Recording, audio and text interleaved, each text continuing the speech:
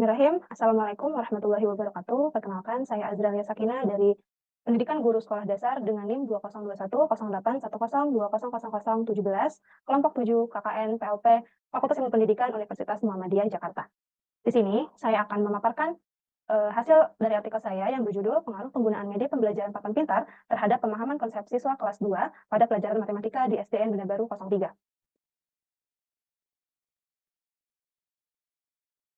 Penelitian ini bertujuan untuk mengetahui media pembelajaran papan pintar terhadap pemahaman konsep materi pecahan dalam pembelajaran matematika di SDN Benda Baru 03.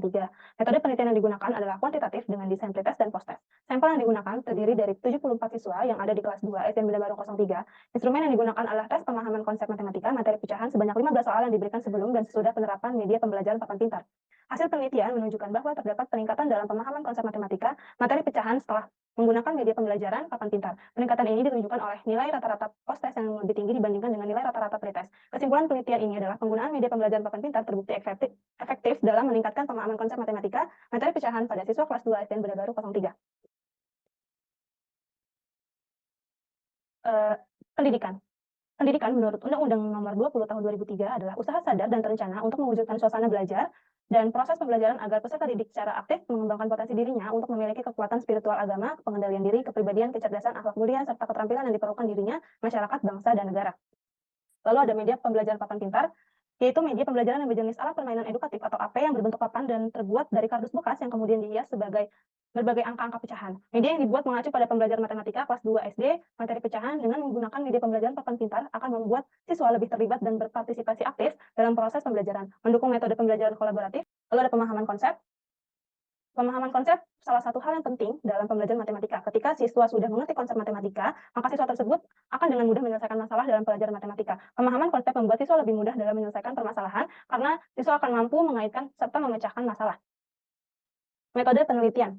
Penelitian ini menggunakan metode kuantitatif dengan desain pretest dan post-test. Populasi pada penelitian ini adalah peserta didik SDN Benda Baru 03.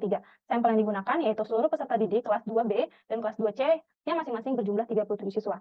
Variabel independen atau bebas dari penelitian ini adalah penggunaan media pembelajaran papan pintar. Variabel dependen atau terikat adalah pemahaman konsep siswa kelas 2 pada pelajaran matematika di SDN Benda Baru 03. Lalu ada hasil pembahasan. Yang pertama ada hasil statistik deskriptif. Dari data tersebut dapat dilihat rata-rata post-test di kelas C yang diberi media pembelajaran papan pintar lebih tinggi dibandingkan kelas B yang tidak diberi media pembelajaran. Hal ini memberikan indikasi bahwa media pembelajaran papan pintar berdampak positif terhadap peningkatan pemahaman konsep.